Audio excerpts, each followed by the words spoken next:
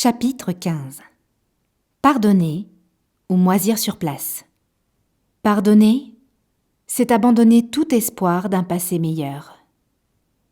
Lily Tomlin, actrice, auteure, comique, absurdophile. Quand vous êtes-vous fait mal pour la dernière fois? Qu'avez-vous fait pour que la douleur cesse? Combien de temps avez-vous attendu avant d'agir? Quand nous ressentons une douleur physique, nous sommes souvent prêts à tout pour qu'elle disparaisse immédiatement. Parce que, voyez-vous, ça fait mal. Même quand le traitement implique temporairement une douleur accrue, quand il faut se verser ce désinfectant qui pique sur une plaie ouverte ou supporter quelques points de suture, nous nous y soumettons, tout de suite, focalisés que nous sommes sur notre but ultime, le soulagement. Dans le cas de la douleur émotionnelle, toutefois, nous sommes apparemment bien plus enclins à étudier notre seuil de tolérance à la torture, à nous complaire dans notre culpabilité, notre honte, notre manque d'estime de soi. Cela dure parfois toute une vie.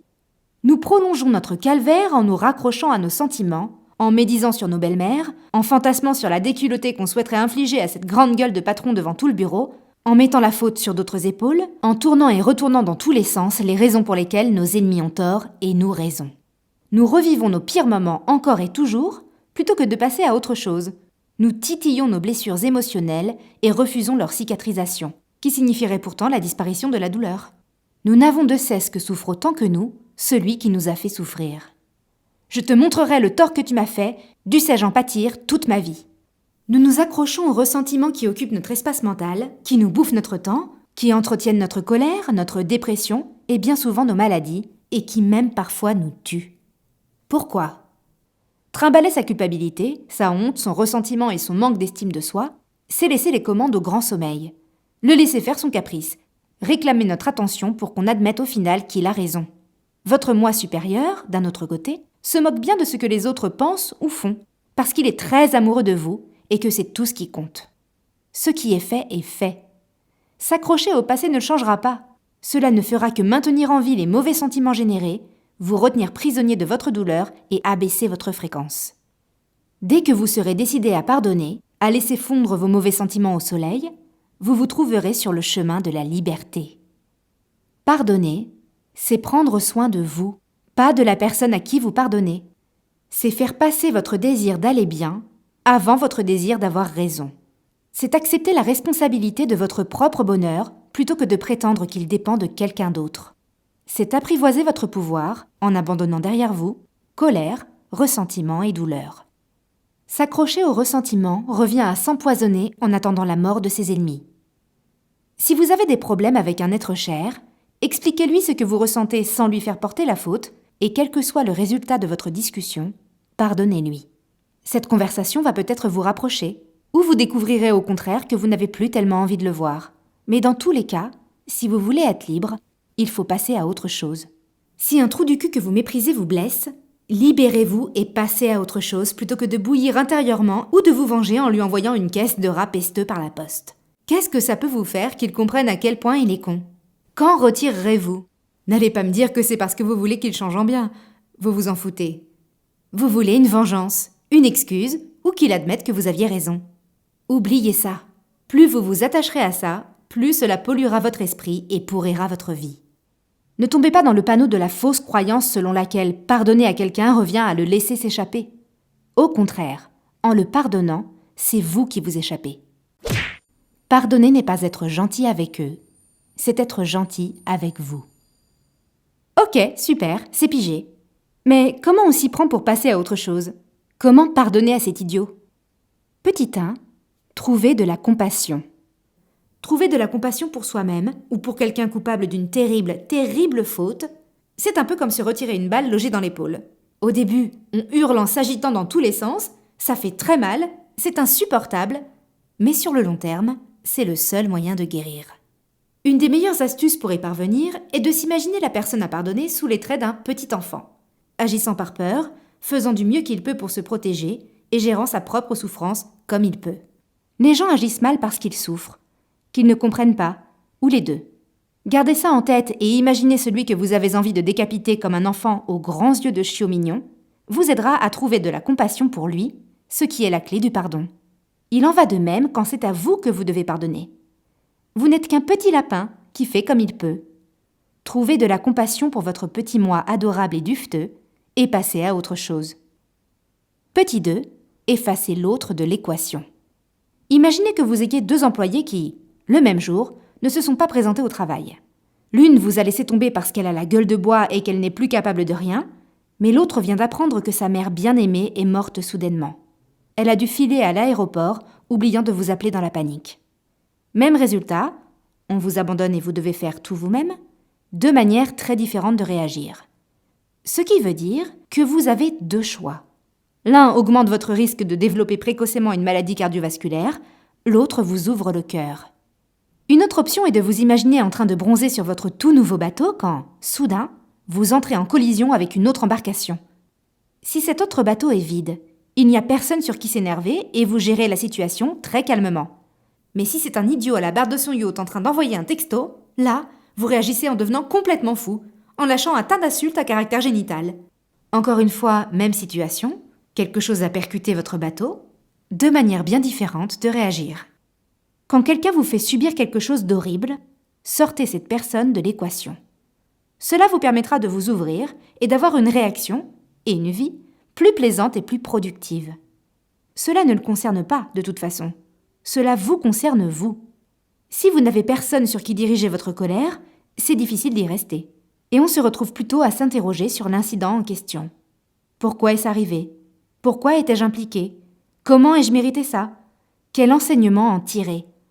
Où trouver la compassion pour tous les protagonistes ?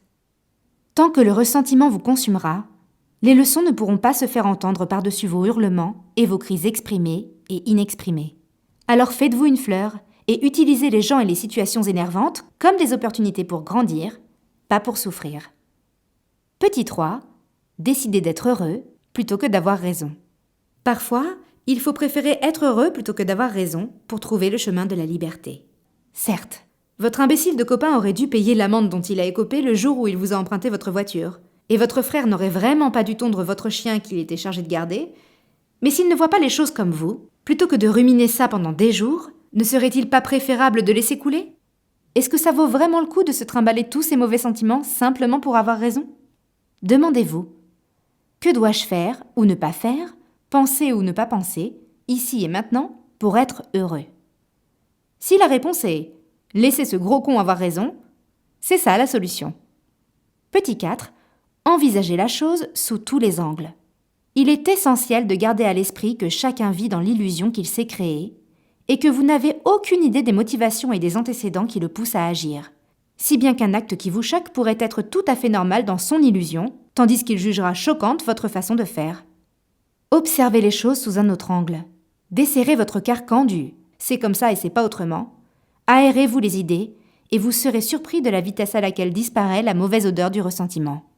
Par exemple, mettons que vous avez envoyé un texto à une amie pour l'inviter à un dîner que vous organisez. Elle vous répond qu'elle ne pourra pas venir puisque c'est son anniversaire. Vous renvoyez des excuses et un petit smiley triste. Pas de réponse. Alors vous lui écrivez « Bon anniversaire !» Toujours pas de réponse, si bien que vous vous mettez à cogiter. Vous commencez par vous en vouloir de l'avoir blessé, puis vous vous demandez quel adulte idiot peut bien attacher tant d'importance à un stupide anniversaire, et vous voilà en train de déterminer combien il vous faudra dépenser pour son cadeau afin de soulager votre culpabilité. En attendant, elle avait juste fait tomber son téléphone dans la cuvette des toilettes au 2e texto. En restant critique plutôt qu'esclave de vos réactions aux autres, vous accédez au 2e effet qui se coule. D'une, vous vous mettez en position de leur pardonner beaucoup plus facilement, puisque vous prenez conscience que c'est une affaire avec vous-même plutôt qu'avec eux. De 2, vous vous ouvrez à la connaissance bénéfique de votre propre pouvoir pas si super que ça, et vous y trouvez matière à grandir et à apprendre. Vous trouverez beaucoup plus de détails à ce propos dans le chapitre 21 des millions de miroirs. Dans son livre fantastique, sérieusement fantastique, foncez tout de suite l'acheter, intitulé « Aimer ce qui est, vers la fin de la souffrance », Byron Katie nous dit « Nous ne nous attachons pas à des choses ou à des gens, mais à des concepts non examinés que nous croyons vrais sur le moment. » Par exemple, dans le scénario ci-dessus, plutôt que de vous attacher à la « vérité » qui voudrait que votre correspondante ne vous réponde pas parce qu'elle est vexée, mieux vaudrait vous demander « Pourquoi je panique alors que je n'ai pas la moindre preuve ?» ou « Comment me sentirais-je si je ne supposais pas que mon ami m'en veut ?» Vous pourriez, littéralement, être à une question du bonheur dans une autre situation source de contrariété. Petit 5. Défoulez-vous. Enfermez-vous quelque part loin de tout le monde et tapez comme un fou sur un coussin ou un matelas ou tout autre objet mou et inanimé qui ne vous blessera pas les poings ni ne rendra vos coups. Criez, hurlez combien cette personne n'est qu'une horreur égoïste, investissez-vous à 100% là-dedans, jusqu'à épuisement et jusqu'à ce que quelqu'un appelle la police. Purgez-en votre esprit, totalement, puis passez à autre chose. Petit 6. Rappelez-vous que vous ne vous souviendrez de rien. Essayez de penser à quelqu'un qui vous a fait complètement péter les plombs il y a 3 ans. Y arrivez-vous seulement? Si oui, êtes-vous toujours aussi fâché aujourd'hui, franchement? En toute hypothèse, ce qu'il vous faudrait pardonner maintenant ne sera plus qu'une vague réminiscence à très brève échéance, qui dépend bien sûr de la gravité de la situation. Alors, pourquoi en faire un drame aujourd'hui si c'est pour tout oublier le lendemain? Voyez ça dès à présent comme le non-événement que cela deviendra bientôt. Quoi qu'il arrive, pardonnez et oubliez dès maintenant. Dans ces histoires de pardon, ce que vous devez faire est en réalité très simple. C'est un peu comme arrêter de fumer. On en fait en réalité moins quand on arrête que quand on fume. Plus besoin d'aller au tabac acheter des clopes, d'ouvrir le paquet, d'en allumer une, de trouver un cendrier, etc. Tout le travail consiste à laisser disparaître cette dépendance autocréée à la cigarette. Pareil pour le pardon. Tout le travail est de laisser disparaître cette dépendance autocréée à telle personne ou telle croyance. Petit 7, laissez tomber. Une fois que vous avez vraiment pardonné, effacez tout. Nous avons bien trop l'habitude de former un jugement sur les autres et de ne plus les voir qu'à travers le prisme de ce jugement, au mépris de leurs actes. Ce qui signifie que nous n'attendons qu'une chose, qu'ils nous énervent de nouveau. Autrement dit, nous n'en sommes qu'au stade du demi-pardon.